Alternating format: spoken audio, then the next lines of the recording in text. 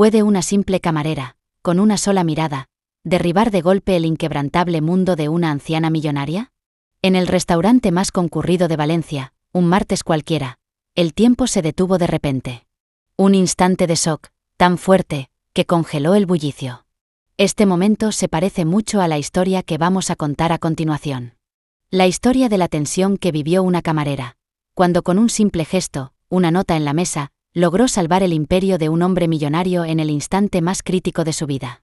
La mano de Soledad Delgado, que había llorado la pérdida de su hija durante 25 años, temblaba. Y sin embargo, con una determinación mortal, agarró la muñeca de la joven camarera. En medio del ruido, se oyó un susurro cortante, como un cuchillo. Tus ojos, los ojos de mi hija. En ese preciso momento, el gigante de la industria valenciana se derrumbó. Un solo golpe del destino bastó. El secreto enterrado durante un cuarto de siglo, se abrió como una grieta, y la sangre de una herida que nunca se había cerrado, comenzó a fluir de nuevo. Queridos espectadores, bienvenidos. Y no debo olvidar mencionar algo. Nuestra próxima historia también narra los hechos legendarios que ocurren cuando un millonario, disfrazado de hombre común, visita su propio restaurante.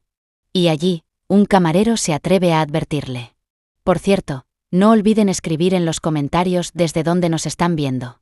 Y al final, puntúen esta historia del 1 al 10. No se vayan. Porque estamos a punto de comenzar, una historia que no saldrá de sus mentes, durante días. Isabella creía en el ritmo de las pequeñas cosas, el tintineo de los cubiertos limpios, el peso satisfactorio de una jarra llena, el sutil saludo con la cabeza de un cliente habitual. Eran los pequeños momentos dulces de su vida que mantenían a raya sus preocupaciones mientras pensaba en su alquiler y su futuro incierto. Al igual que las pequeñas alegrías que encontró un camarero en Ciudad de México mientras pagaba las facturas médicas de su hermano. Pero una noche todo cambiaría allí, con una sola nota en una servilleta. Con 26 años, Isabella era una camarera profesional en el Gorrión Dorado, el distinguido restaurante del centro de Valencia. Servía a la élite de la ciudad, gente cuyos aperitivos costaban más que sus compras semanales. Era buena en su trabajo. En su mundo, la invisibilidad era un escudo protector. Era eficiente, cuidadosa y, sobre todo, invisible. En su mundo, la invisibilidad era un escudo protector. Ese martes al mediodía había una tormenta que parecía estar bajo control.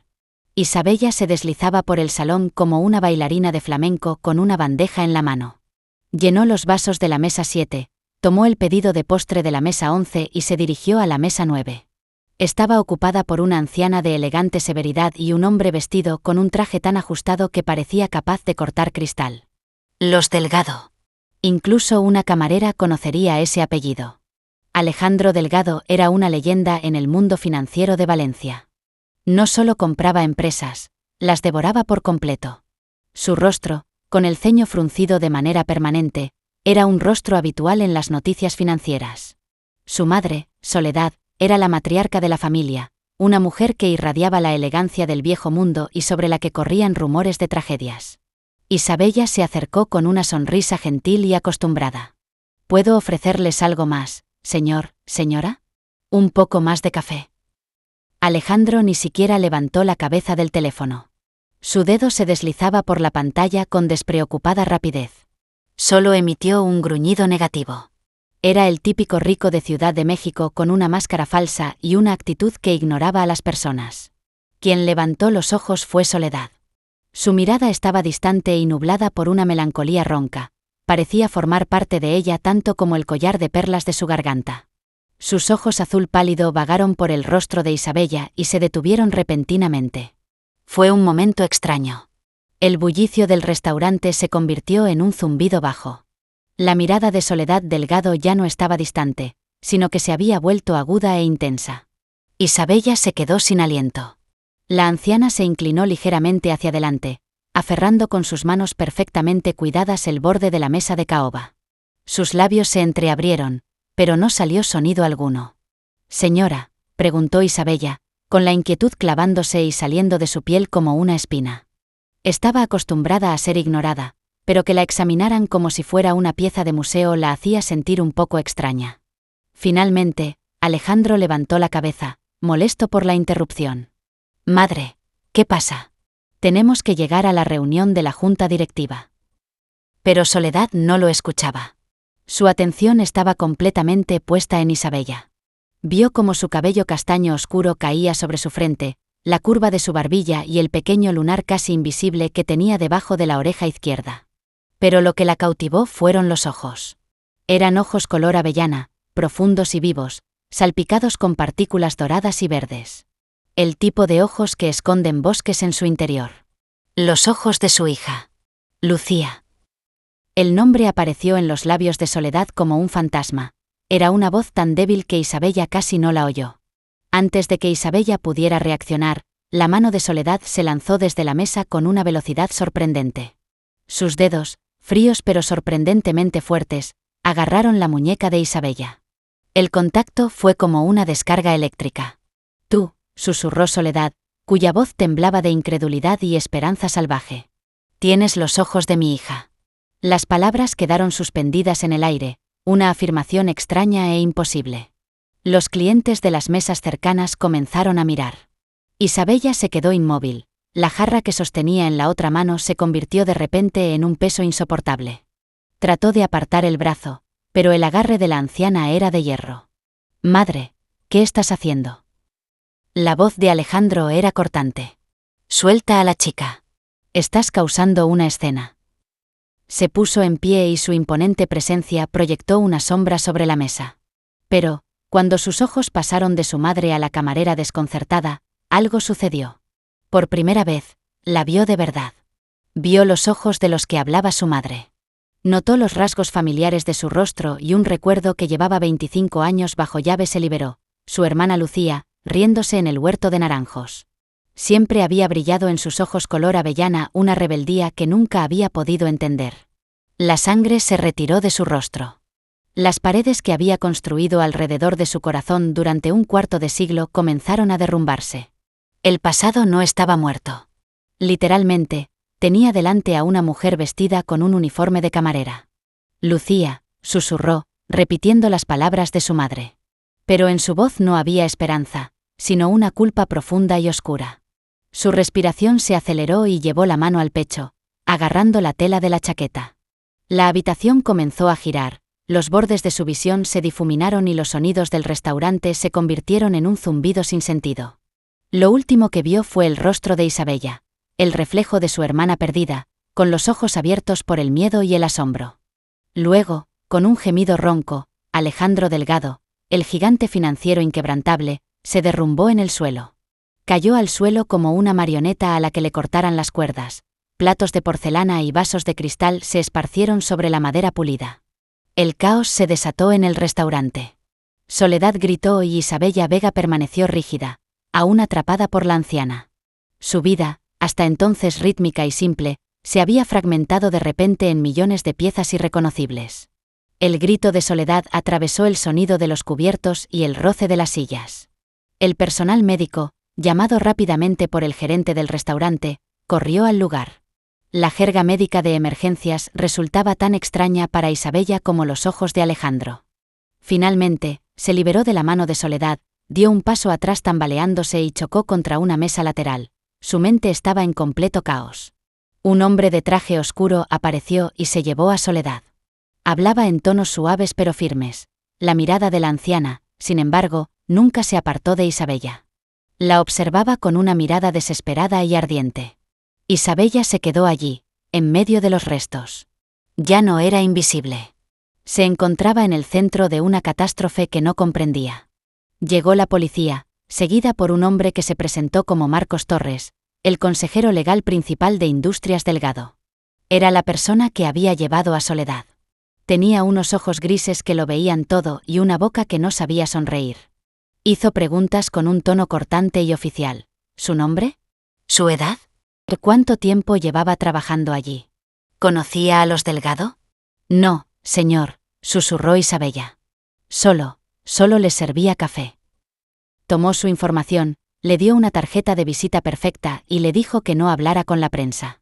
Nos pondremos en contacto con usted, dijo. No se trataba de una petición, sino de un hecho definitivo. Isabella fue enviada a casa.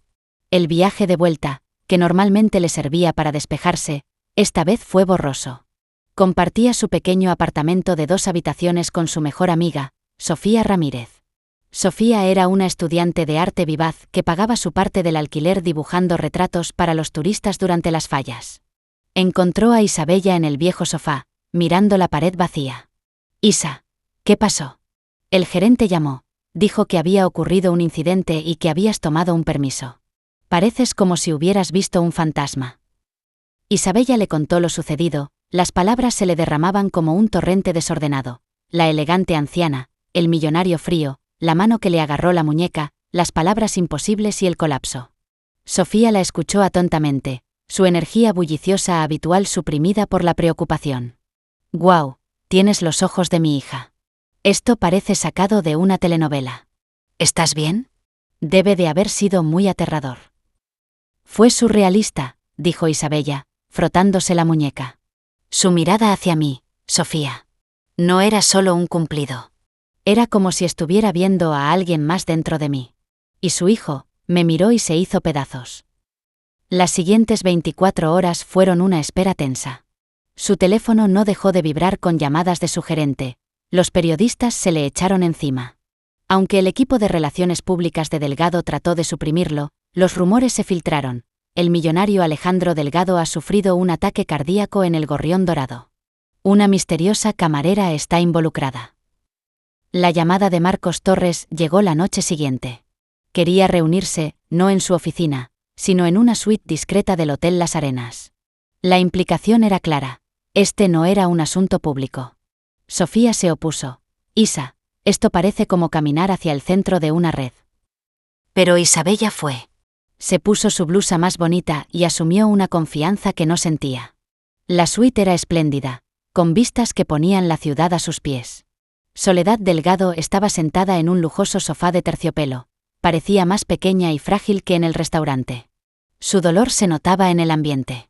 Marcos Torres estaba junto a la ventana, como un centinela, con su traje gris.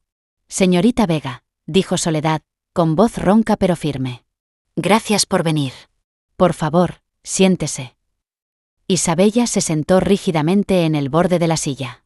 «La condición de mi hijo Alejandro es estable», continuó Soledad, juntando las manos en su regazo. «Los médicos dicen que el incidente fue provocado por un estrés emocional extremo.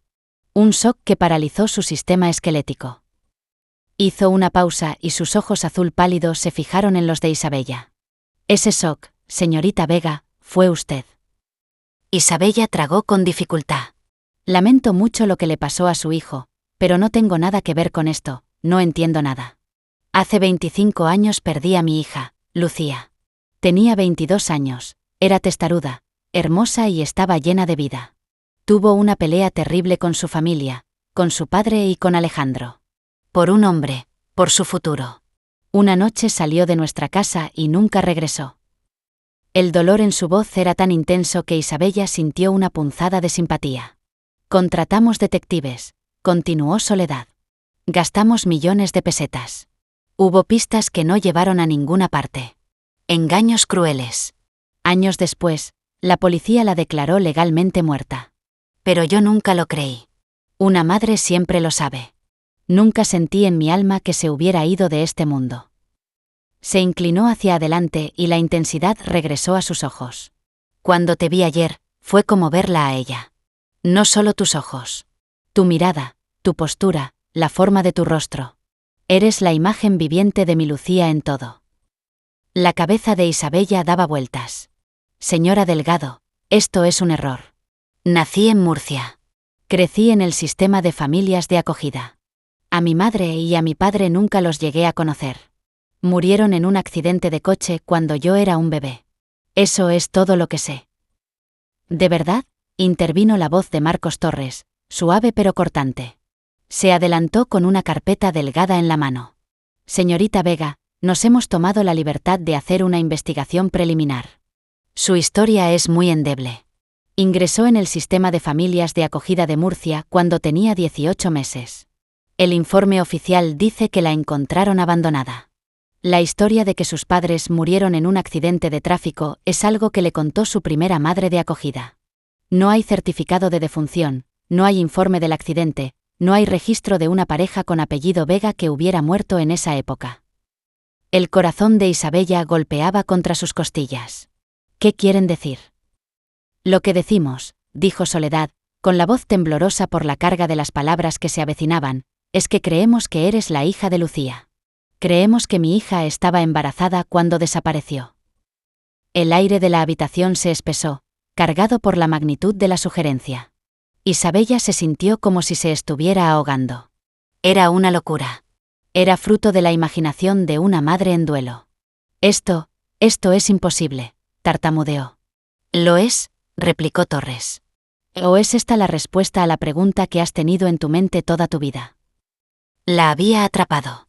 Los fantasmas de padre sin nombre, ese vacío roedor de no saber de dónde venía. Eran un gran hueco en el centro de su existencia. Soledad se levantó y caminó hacia Isabella con pasos lentos y deliberados. No la tocó, pero se quedó tan cerca que Isabella pudo oler su ligero perfume con aroma a flor de azahar. Queremos conocer la verdad, suplicó Soledad, y su compostura finalmente se resquebrajó. Las lágrimas le brotaron de los ojos. Tengo que saberlo.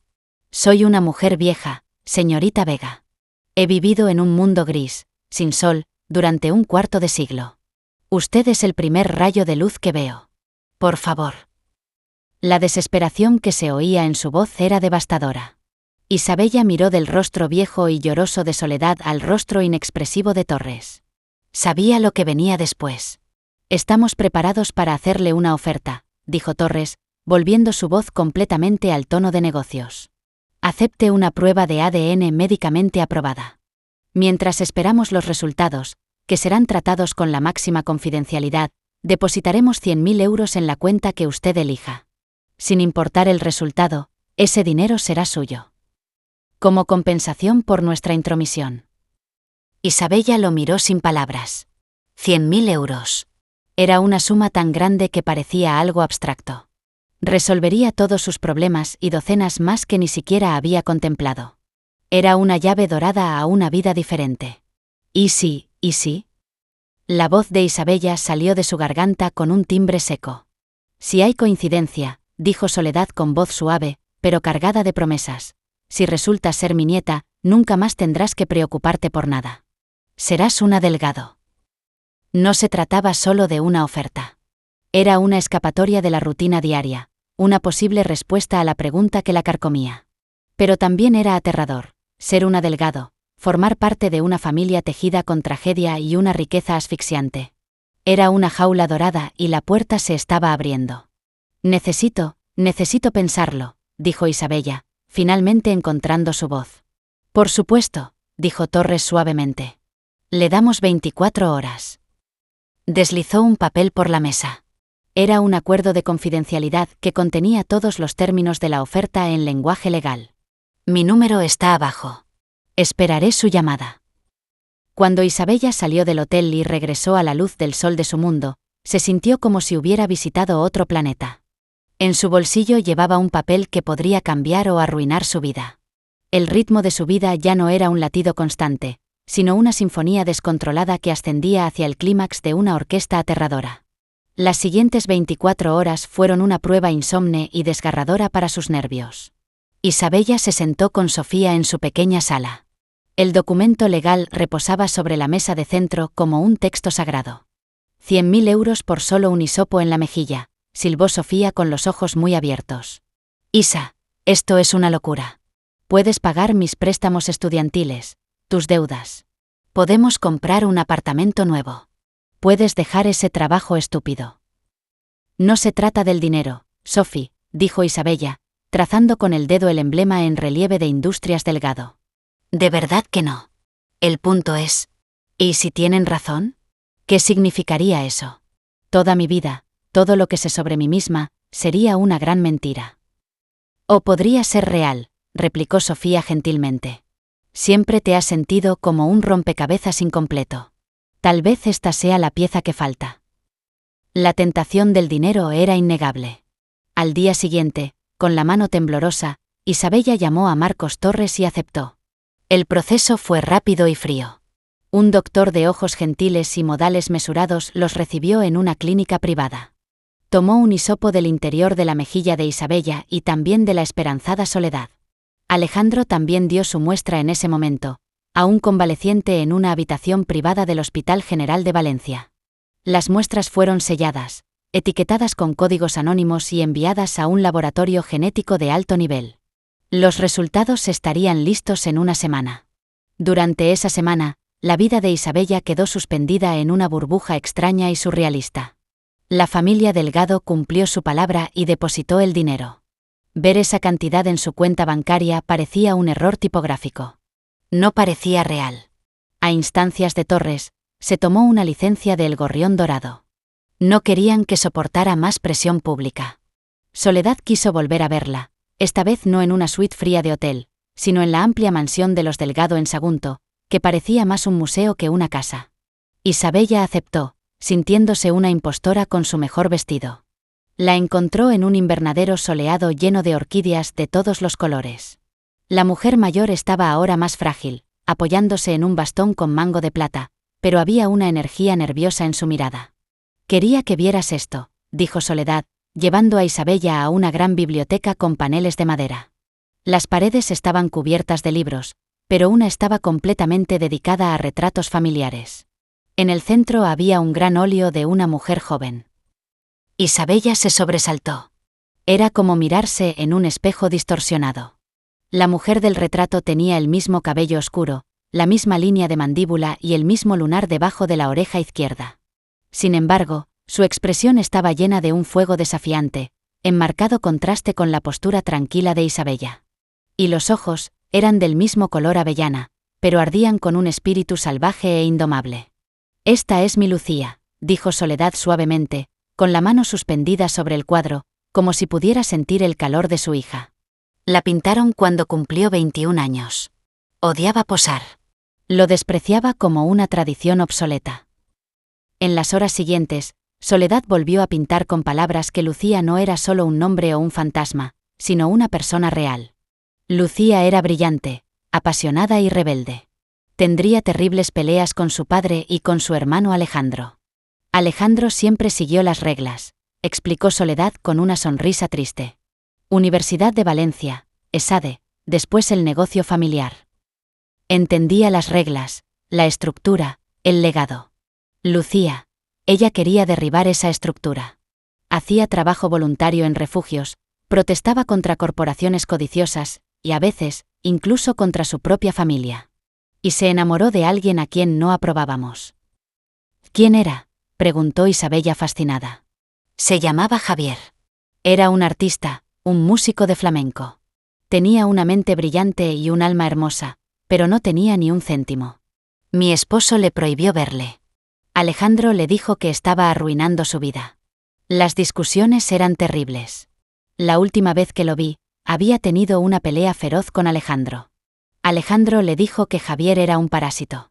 Lucía le gritó: «Preferiría vivir en la calle con él que en este palacio». La voz de Soledad se quebró. Gritó que saldría por la puerta de la casa y que no regresaría nunca. Pensamos que estaba siendo dramática. Pensamos que se calmaría y que llamaría en 1 o 2 días. Pero nunca llamó. La policía también investigó a Javier, por supuesto. Él estaba destrozado, desesperado. No sabía a dónde había ido. Dijo que habían planeado irse juntos, pero que ella había desaparecido. Hubo un momento de silencio. El peso de la historia quedó suspendido entre las dos. Isabella volvió a mirar el cuadro, a la joven desafiante, a la mujer que podría ser su madre. Sintió la misma chispa de rebeldía encenderse en su propio pecho. Cuando Isabella se iba, Soledad le metió una pequeña caja de terciopelo en la mano. Esto era de ella. Debería ser tuyo. Cuando llegó a casa, Isabella abrió la caja. En su interior había un medallón de plata ennegrecido por el paso del tiempo. Lo abrió cuidadosamente. En un lado había una fotografía descolorida de una Soledad mucho más joven. El otro lado estaba vacío. Estaba hecho para otra fotografía que nunca llegó a ponerse. Isabella cerró el frío metal en la palma de su mano. Era un vínculo tangible con el pasado que estaba comenzando a descubrir. Entretanto, en la habitación privada del hospital, Alejandro Delgado estaba despierto y consciente. Marcos Torres le había traído la noticia de la prueba de ADN. La reacción de Alejandro no fue de esperanza, sino de una inquietud profunda e inquietante. «¿Qué has hecho, Marcos?», gruñó, con una voz débil pero áspera. Soledad insistió. «Después de ver a la chica, es innegable que se parecen». «La semejanza no es prueba», replicó Alejandro, mostrando de nuevo parte de su antiguo brío. «Has abierto la caja de Pandora. Algunas cosas deberían haber permanecido enterradas». «¿Por qué?», preguntó Marcos, su curiosidad despertada por la extraña reacción de su jefe. «Si es la hija de Lucía, significa familia. Tu sobrina». Alejandro giró la cabeza hacia la ventana, con la mandíbula tensa. Una sombra pasó por su rostro, una expresión que Marcos nunca antes había visto en él, puro y sin adulterar miedo. «No lo entiendes», dijo Alejandro, con voz baja y tensa. «No te das cuenta de lo que has sacado a la luz». No dijo nada más. Se sumió en un silencio pétreo, dejando a Marcos preguntándose por la parte que había sido excluida de la narrativa oficial de la familia. ¿Qué era lo que tanto temía Alejandro? Evidentemente, el secreto no era solo que Lucía hubiera tenido un hijo. El secreto era porque se había escapado. Y Alejandro Delgado lo había estado guardando durante 25 años. La semana que pasó esperando los resultados del ADN se le hizo eterna. Isabella se encontró en un extraño mundo crepuscular. Ya no era solo una camarera, pero aún no era una Delgado. Los 100.000 euros seguían en su cuenta bancaria, una cifra tan surrealista que parecía dinero de juguete. Pagó sus modestas deudas y envió un cheque generoso a su última tutora, que siempre la había animado a aspirar a lo más alto. Por primera vez en su vida adulta, la carga aplastante de la inseguridad económica había desaparecido. En su lugar había llegado una nueva ansiedad, más compleja: el peso de las expectativas. Pasaba la mayor parte del tiempo en la Biblioteca Municipal de Valencia, escudriñando microfilmes de periódicos antiguos en busca de cualquier noticia sobre la desaparición de Lucía Delgado. Las noticias eran breves y esterilizadas. Desaparecida de la alta sociedad valenciana, la familia pide privacidad. No se mencionaba ninguna pelea ni ningún novio llamado Javier. La maquinaria Delgado había limpiado la narrativa incluso entonces. Pero, conforme pasaban los días, un nuevo y inquietante sentimiento comenzó a filtrarse en la vida de Isabella. Al principio eran cosas pequeñas, la sensación de que la seguían cuando iba a la tienda de la esquina. Un sedán negro que estuvo estacionado frente a su apartamento durante 2 días y que desapareció justo cuando se lo enseñó a Sofía. «Te estás volviendo paranoica», dijo Sofía, pero sus ojos se deslizaron inquietos hacia la ventana. «Toda esta situación te está confundiendo la cabeza». Tal vez así era. Pero entonces, una noche, mientras volvía a casa de la biblioteca, le tiraron bruscamente de la correa del bolso por la espalda. Se tambaleó y gritó mientras le arrancaban el bolso de las manos. Una figura encapuchada oscura corrió calle abajo y desapareció en un callejón. Todo había sucedido tan rápido que apenas pudo distinguir nada.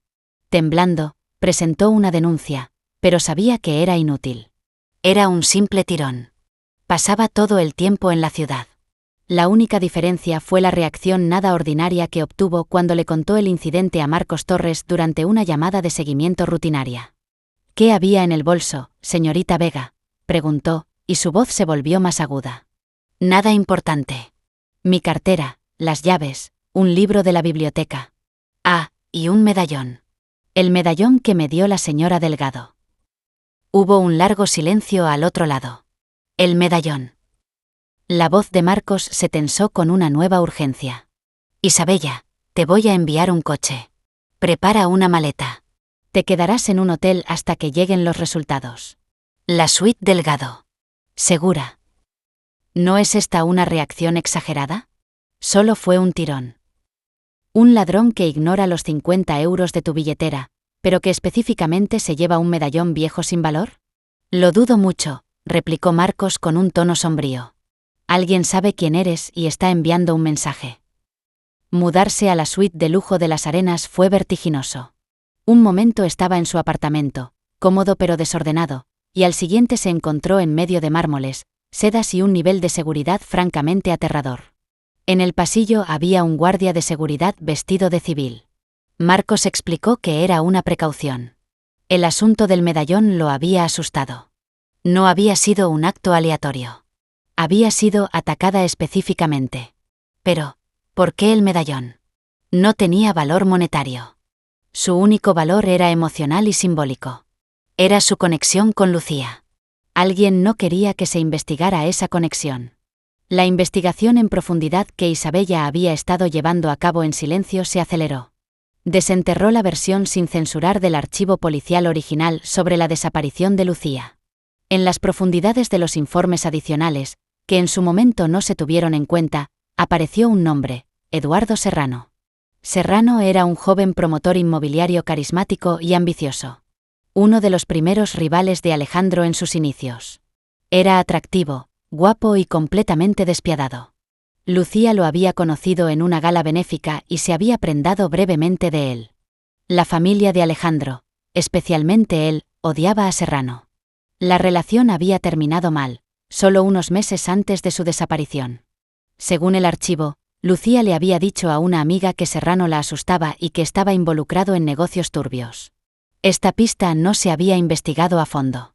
La familia Delgado había dirigido el foco policial hacia Javier y la teoría de la fuga. Marcos, siguiendo un presentimiento, investigó las actividades actuales de Eduardo Serrano. Ya no se trataba solo de un promotor. Era un poderoso emperador en las sombras, una figura conocida por aplastar a sus rivales. Se rumoreaba que dirigía un equipo de seguridad muy secreto e ilegal. Marcos tuvo un escalofrío al pensar que, quizá, la narrativa familiar había estado mal desde el principio. ¿Y si Lucía no estaba huyendo de su familia, sino de Eduardo Serrano? Entretanto, Isabella, prisionera en su jaula dorada, sentía un miedo creciente. El mundo que se veía a través de las ventanas panorámicas le resultaba amenazante. El medallón robado le hacía sentir como si le hubieran robado un pasado que aún no había tenido la oportunidad de reclamar. Comenzó a tener sueños extraños y fragmentados. Un coche oscuro en una noche lluviosa, el olor a pino, la voz de una mujer tarareando una canción de cuna que casi recordaba. Eran recuerdos demasiado débiles para aferrarse, pero que dejaban una sensación persistente de pérdida cuando se despertaba. El día en que iban a anunciar los resultados, el ambiente en la suite del hotel era tenso como la electricidad. Soledad llegó, pálida y con las manos temblorosas. Marcos estaba junto a la ventana con el teléfono, esperando la llamada del director del laboratorio. Isabella se sentó simplemente, con las manos entrelazadas y los nudillos blancos como huesos. El teléfono vibró. Marcos lo cogió y su expresión se volvió ilegible. Escuchó durante mucho tiempo, limitándose a decir sí y entiendo. Luego colgó y se volvió hacia las dos mujeres. Respiró profundamente. Los resultados están listos, dijo, fijando su mirada en Isabella. El ADN mitocondrial muestra una coincidencia perfecta con Soledad Delgado en la línea materna. Hizo una pausa para que las palabras se asentaran. Con un 99,999% de probabilidad, dijo, y su voz no dejaba lugar a dudas. Isabella Vega, usted es la hija de Lucía Delgado. Un sollozo ahogado escapó de los labios de Soledad. Se desplomó en el suelo, con lágrimas de alegría, y extendió sus temblorosas manos hacia Isabella. Mi nieta, dijo llorando. Mi nieta, mi querida niña. Pero Isabella apenas la oyó. Su mundo se había salido de su eje. Todo era real, el retrato, los ojos, las historias. El retrato, los ojos, las historias. Ella era una Delgado. La pieza faltante del rompecabezas había encajado en su lugar y la imagen resultante la abrumó. Ya no era una huérfana, alguien sin identidad. Tenía una historia, un linaje, una familia. En nuestra próxima historia veremos también cómo una persona corriente se enfrenta a fuerzas muy poderosas que cambian por completo su identidad. En este momento de descubrimiento impactante, encajó otra pieza más en su lugar. La sensación de ser seguida, el sedán negro, el robo de un recuerdo en lugar de dinero. No se trataba de que la familia Delgado tratara de encontrarla. Alguien ya sabía quién era. Y tenía miedo de que la encontraran. Su aparición no solo había sacado a la superficie el dolor de una familia. También había perturbado un secreto mucho más oscuro y peligroso. Miró a Marcos. Su expresión sombría le dijo que había llegado a la misma conclusión. Alguien estaba tratando de mantener esto en secreto, ¿verdad? Dijo, con la voz firme a pesar de la tormenta interior que sentía. ¿Quiénes son y de qué tienen tanto miedo? La alegría del descubrimiento se vio inmediatamente ensombrecida por un miedo glacial. Encontrar a su familia era solo el principio. El verdadero peligro yacía en descubrir por qué habían desaparecido. La confirmación de la identidad de Isabella causó ondas en el Imperio Delgado, pero el impacto más profundo se sintió en el silencio estéril de la habitación de hospital de Alejandro Delgado. Marcos le dio la noticia en persona.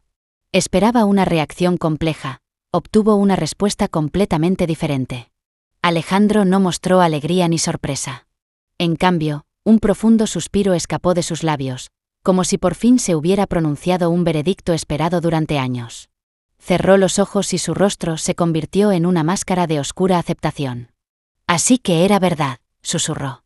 Está aquí, Alejandro. Esta es una noticia maravillosa, comenzó Marcos. Pero Alejandro le interrumpió con un gesto brusco de la mano. No, Marcos, no lo es. Esto es un ajuste de cuentas. Se incorporó con dificultad. Habla con mi madre por teléfono. Y trae a Isabella aquí. Ahora. Hay algo que necesito decir sobre hace 25 años. Una hora después, Isabella y Soledad fueron conducidas a la atmósfera silenciosa de la habitación. Ver a Alejandro de cerca, sin la armadura de su poder corporativo, resultó impactante. Parecía mayor, más pequeño, destrozado por algo mucho más profundo que los problemas de salud, el remordimiento. Su mirada cayó sobre Isabella y ésta vio, por primera vez, no a un multimillonario frío, sino a un hombre ahogándose en el arrepentimiento. Madre, comenzó, con la voz ronca. No fui honesto contigo sobre el día que se fue Lucía. Soledad se sobresaltó. ¿Qué estás diciendo, Alejandro? Tuvimos una pelea terrible. Se fue enfadada. Siempre lo has dicho. Sí, peleamos, confirmó, con la mirada fija en un punto distante. Fue la peor pelea de nuestras vidas. Dije cosas terribles. Llamé sanguijuela a Javier. Le dije que era una vergüenza para el nombre de la familia. Y ella me tiró algo. Un jarrón. Nos gritó su odio. Gritó que nos odiaba a todos. Se detuvo, tragando con dificultad. Pero esa no fue la última vez que la vi. El silencio en la habitación fue absoluto. Regresó esa noche, confesó Alejandro, y su voz se fue bajando.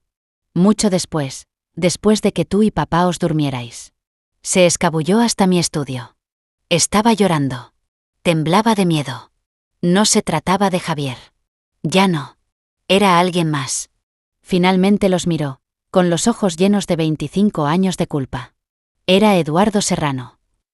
La sangre de Isabella se heló. Ese nombre. El hombre que Marcos había investigado. Había estado viéndolo antes que Javier. Habían roto, pero Serrano no la había dejado en paz. Estaba obsesionado. Me dijo que había encontrado algunas cosas. Que sus negocios inmobiliarios eran una fachada y que lavaba dinero sucio para gente muy peligrosa. Que tenía pruebas, había copiado un libro de contabilidad de su oficina. Isabella escuchaba horrorizada. Ese nombre, Eduardo Serrano, el hombre que Marcos había investigado. Serrano se había enterado de que lo sabía, continuó Alejandro, con la voz temblorosa. Le había hecho amenazas. Le dijo que si iba a la policía, desaparecería. Estaba aterrorizada. Tenía miedo de decírselo a papá, miedo de lo que Serrano podría hacerle a Javier o a nosotros. Por eso vino a mí, a su hermano mayor. Así que vino a ti, susurró Soledad, llevándose la mano a la boca. Alejandro asintió, con una lágrima rodando por su mejilla. Vino a mí. ¿Y qué hice? No la tomé en serio. Pensé que estaba exagerando, que estaba dramatizando para vengarse de lo que le había dicho. Veía a Serrano como un rival de negocios, una serpiente, pero no como un monstruo. Le pedí que me diera el libro de contabilidad. Me haría cargo. Lo usaría y mantendría a Serrano alejado. Cerró los ojos con fuerza. Pero no lo hizo. Dijo que no confiaba en mí. Dijo que todo lo que me importaban eran los negocios y el poder. Dijo que necesitaba desaparecer, alejarse antes de que Serrano la encontrara. Me pidió dinero en efectivo para empezar una nueva vida. Esa era la decisión que lo había destrozado. Y se lo di, dijo ahogándose. Saqué 50.000 euros de la caja fuerte y se los di. Le dije que se fuera. Le dije que se mantuviera a salvo y que me llamara cuando se instalara. Pensé que la estaba ayudando. Pensé que estaba protegiendo a ella y a la familia del escándalo.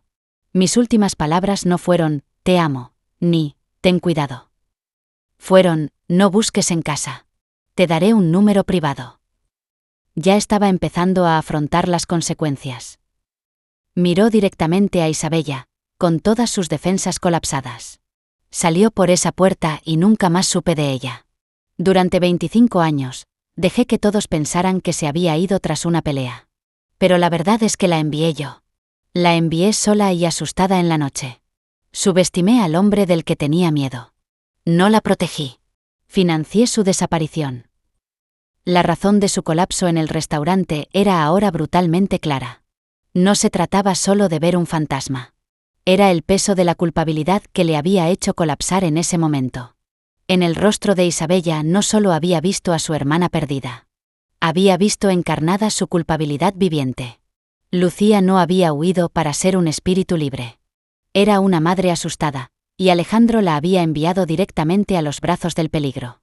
Soledad soltó un grito profundamente desgarrador. No era el grito por haber perdido a su hija, sino por haber perdido a alguien asustado a quien nunca había conocido. Se tambaleó hacia la cama, la ira y el dolor luchaban en su rostro. Isabella estaba paralizada, viendo cómo las piezas de su vida encajaban en un mosaico terrorífico. Su madre no había sido una fugitiva descuidada. Era una mujer que temía por su vida y trataba de proteger a su hijo no nacido. No la había abandonado. Había tratado de mantenerla con vida. Y el hombre del que su madre había huido, Eduardo Serrano, seguía ahí fuera. Era poderoso y despiadado, y ahora sabía que era la hija de Lucía Delgado. Se había dado cuenta de que el cabo suelto que pensó que había desaparecido para siempre había vuelto a aparecer. El robo del medallón no había sido una advertencia. Había sido una promesa. Venía a terminar lo que había empezado. Marcos, dijo Isabella, cortando a través del dolor de su familia con una nueva claridad y fuerza que atravesó el centro de la herida. El tirón. Serrano lo sabe. Sabe que estoy aquí. La cabeza de Alejandro se levantó bruscamente y un nuevo miedo se extendió por su rostro. Un miedo que eclipsó su culpabilidad. Miedo por Isabella. Dios mío, susurró. ¿Qué he hecho? No solo había abierto la caja de Pandora. También había pintado una diana en la espalda de su propia sobrina. La confesión de Alejandro cambió el panorama del misterio. Ya no se trataba de una tragedia familiar. Se trataba de una investigación criminal. Los siniestros recursos que la familia Delgado había utilizado en el pasado para acallar el caso se movilizaron ahora para sacar la verdad a la luz. De pie, con un poderoso cóctel de culpa y un desesperado deseo de redención, Alejandro dirigió la operación desde la cama del hospital. Marcos Torres se convirtió en el comandante de campo. Contrató a los mejores detectives privados que el dinero podía comprar, exagentes del CNI y contables forenses que trabajaban con precisión quirúrgica. Su objetivo era Eduardo Serrano. Trabajaban en una suite segura de la Torre Delgado, cuyas paredes estaban cubiertas de cronologías, fotografías y esquemas de conexiones. Isabella ya no era una participante pasiva. A medida que se rodeaba de detalles sobre la vida de su madre, sus sueños vagos y nebulosos comenzaron a tomar forma. Olor a pino, le dijo a Marcos una tarde mientras miraba un mapa de los Pirineos bajo la lluvia. Había mucha lluvia, tenía frío. El perfume de mi madre estaba envuelta en una manta que olía a azahar. Los investigadores cruzaron registros meteorológicos y geográficos de 25 años atrás. Un sistema de tormentas prolongadas había azotado el norte de Huesca y los Pirineos en las semanas posteriores a la desaparición de Lucía. Era una pista. En ese mismo periodo, se sumergieron en los registros financieros de Serrano. Los contables forenses despojaron capas de empresas pantalla y cuentas offshore. Lo que encontraron fue una serie de pagos estructurados de manera indetectable a una empresa holding conectada con sicarios reconocidos. Estos pagos habían comenzado una semana después de la desaparición de Lucía.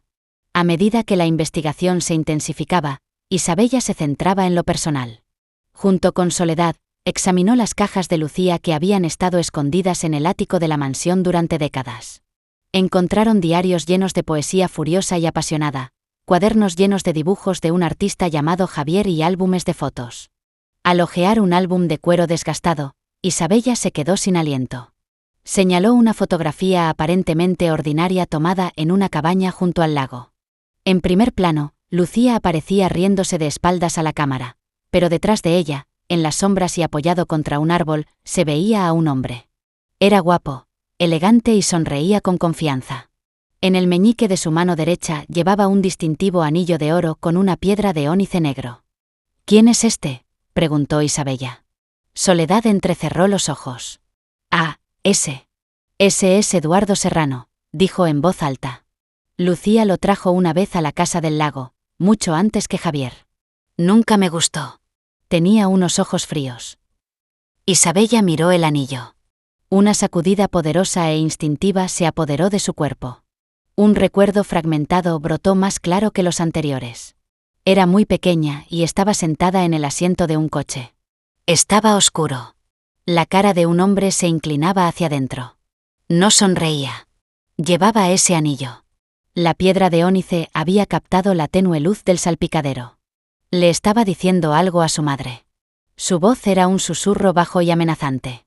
Su madre lloraba y le decía que se alejara de su bebé. «El anillo», susurró Isabella, señalando la fotografía con la mano temblorosa. «Recuerdo el anillo». El recuerdo era la clave. Revelaba que Lucía había estado con Serrano después de marcharse de Valencia. Serrano la había encontrado. Con esta nueva información, los investigadores se centraron en las propiedades que Serrano o sus conexiones poseían en el norte de Huesca en esa época. Encontraron una cabaña de caza aislada cerca de la frontera, comprada a través de una empresa pantalla y vendida un año después. Justo entonces llegó un paquete para Isabella. No tenía dirección del remitente. El equipo de seguridad lo escaneó y confirmó que no era peligroso. Contendría una sola fotografía Polaroid. Era vieja y estaba un poco descolorida. En ella se veía a una mujer joven, Lucía, entregando un bebé envuelto en mantas a otra mujer frente a una pequeña iglesia de madera. Lucía parecía exhausta y asustada, pero la expresión de su rostro al mirar a su hija denotaba un amor salvaje y desgarrador. En el reverso de la fotografía había 3 palabras escritas con letra temblorosa: San Judas, Daroca. Era un mensaje del pasado. La última migaja de pan que una madre dejaba atrás sabiendo que no podría sobrevivir. Daroca era un pequeño pueblo olvidado en el noreste de Aragón. Marcos e Isabella, conmocionados, fueron allí inmediatamente con escolta de seguridad. San Judas era una pequeña iglesia desgastada, tal y como se veía en la fotografía. El sacerdote había muerto años atrás, pero los registros de la iglesia eran meticulosos. Encontraron lo que buscaban en los registros de bautismo de 25 años atrás: Isabella Vega, padres fallecidos, madrina Catalina Alonso. Catalina Alonso. Un nombre que resonaba en los oídos de Marcos. Había aparecido en los márgenes de sus investigaciones, una exsirvienta de los Delgado que había dejado el trabajo repentinamente cuando Lucía desapareció. Su último domicilio conocido era un pequeño pueblo de Murcia. Ahora el cuadro se completaba de manera espeluznante. Al darse cuenta de que Serrano se le estaba acercando, Lucía había ideado un plan desesperado. Fue a Daroca y entregó lo que más quería, su hija, a la única persona en quien podía confiar, su exsirvienta, Catalina. También debería haberle dado el dinero que Alejandro le había dado. Le había dicho que desapareciera, que criara a la niña con un nuevo nombre. La historia del accidente de coche era un cuento inventado para proteger a Isabella de quienes la perseguirían. La Polaroid era el último acto de Lucía. Era una prueba de lo que había hecho, un mensaje para ser encontrado algún día. Después de entregar a su bebé, Lucía Delgado fue a enfrentarse a su torturador con solo un libro de contabilidad y el valor de una madre, y nunca más se supo de ella. El equipo que investigaba los registros de propiedad de la cabaña de caza encontró la prueba final y sombría. La cabaña se había incendiado unos meses después de su desaparición. La causa oficial fue un fallo eléctrico, pero un exagente del CNI del equipo de Marcos encontró una vieja y olvidada declaración de un testigo. Un cazador local había visto un sedán oscuro con matrícula de Valencia salir de la propiedad a gran velocidad la noche del incendio. Ya no había duda. Eduardo Serrano no solo había amenazado a Lucía. La había perseguido y silenciado. Justo cuando Marcos estaba transmitiendo esta información por teléfono a un Alejandro horrorizado, el investigador principal irrumpió en la habitación. «Tenemos un problema», dijo con rostro sombrío. Serrano acaba de aterrizar su jet privado en un pequeño aeródromo a 30 kilómetros de Valencia. Desapareció del radar. Además, la vigilancia que pusimos en el antiguo apartamento de Isabella. El apartamento de enfrente se alquiló hace 2 días con un nombre falso. La descripción del inquilino coincide con la de uno de los jefes de seguridad de Serrano. El objetivo no era Isabella. Estaba esperando a que regresara a casa. Al oír esto, Isabella se sintió invadida por un miedo paralizante. Sofía. Sofía todavía estaba allí. Como no podía llegar a Isabella, Serrano estaba usando a su amiga como cebo. El viaje de regreso a Valencia transcurrió en una niebla de terror. El descubrimiento del investigador era espeluznantemente claro. Eduardo Serrano sabía quién era Isabella y estaba utilizando a Sofía como cebo. El hombre del apartamento de enfrente esperaba a que Isabella pusiera un pie en casa. A pesar de las furiosas objeciones de Marcos, Isabella insistió. Sería ella quien entraría. Llevaría un micrófono oculto. Era un riesgo increíble, pero la única manera de garantizar la seguridad de Sofía. Esa era su lucha. Había sido su lucha desde el día que nació. Respiró profundamente y entró en el apartamento. El silencio que reinaba en la escena era espeluznante. Sofía estaba sentada en el sofá, con el rostro pálido de terror. Detrás de ella estaba Eduardo Serrano, vestido impecablemente y con una sonrisa depredadora en los labios. Vestía impecablemente y tenía una sonrisa depredadora en los labios. En su dedo brillaba un anillo de oro con una piedra de ónice. Isabella, murmuró. Qué alegría que puedas acompañarnos. Tu parecido con tu madre es realmente espeluznante. Déjala ir, ordenó Isabella con voz fría. Serrano sonrió burlonamente. Su arrogancia había vencido su cautela. Tu madre era estúpida. Tenía algo que me pertenecía y eligió proteger un estúpido libro de contabilidad antes que su vida y la tuya. Un gesto inútil. Estaba tratando de envenenar la memoria de Lucía. Pero Isabella solo sintió una oleada de poder. Lo miró directamente a los ojos y su voz fue clara y fuerte. Su historia será contada, dijo, dando la señal de ayuda preestablecida. Ya se acabó. Serrano se rió y mostró una pistola que tenía discretamente presionada contra Sofía. Se acaba cuando yo diga que se acaba. En ese momento, el mundo explotó. La puerta principal y las ventanas se hicieron pedazos y el equipo táctico se zambulló desde 2 direcciones. Sofía, aprovechando el momento, saltó al suelo. Serrano gruñó mientras apuntaba desesperadamente su arma hacia Isabella. Antes de que pudiera apretar el gatillo, se oyó un disparo ensordecedor procedente de la entrada. Alejandro Delgado estaba allí, con Marcos a su lado. Sostenía firmemente un arma en la mano. Serrano se tambaleó, se llevó una mano al hombro y se desplomó en el suelo. Por Lucía, dijo Alejandro, poniendo el punto final con su voz. Tras ello, el imperio de Serrano se derrumbó. Enfrentado a una prueba abrumadora y al testimonio de Alejandro, Serrano confesó todo. Los investigadores excavaron el lugar donde estaba la cabaña quemada y finalmente encontraron los restos de Lucía. Lucía Delgado ya no era una mujer de la alta sociedad desaparecida, sino una madre valiente. Finalmente, fue enterrada con el honor que merecía. La vida de Isabella cambió para siempre. Ahora era una heredera, pero la riqueza era secundaria para ella. Fundó la Fundación Lucía Delgado, una organización benéfica que ayuda a mujeres y niños en situación de crisis. La familia Delgado no sanó de la noche a la mañana, pero se completó. Alejandro encontró redención en su trabajo con la Fundación y Soledad, paz en la presencia de su nieta. Finalmente, Isabella entendió su pasado y dejó de ser el fantasma de su madre para convertirse en el legado viviente de su valentía. Ahora estaba en casa. Esta increíble historia nos muestra que el pasado nunca desaparece del todo. Vive en los secretos que guardamos, en las caras de desconocidos y en la atracción innegable de la familia. El viaje de Isabella, desde ser una humilde camarera hasta convertirse en heredera de un poderoso legado, demuestra que nuestra identidad no se reduce a nuestras circunstancias. Esta es la historia del sacrificio supremo de una madre, de la dolorosa confrontación de una familia y de cómo descubrir de dónde vienes puede mostrarte finalmente hacia dónde necesitas ir. Si esta historia de destino, secretos y lazos familiares inquebrantables ha tocado tu corazón, compártela con nosotros en los comentarios. ¿Qué parte de la historia te ha impactado más? Tu participación ayuda a que nuestro canal crezca y a que saquemos a la luz más historias como esta. No olvides darle a me gusta al vídeo. Comparte este vídeo con alguien a quien le gusten las historias llenas de misterio y emoción. Y lo más importante, suscríbete a nuestro canal y activa las notificaciones para no perderte nuestro próximo drama de la vida real. Gracias por escuchar.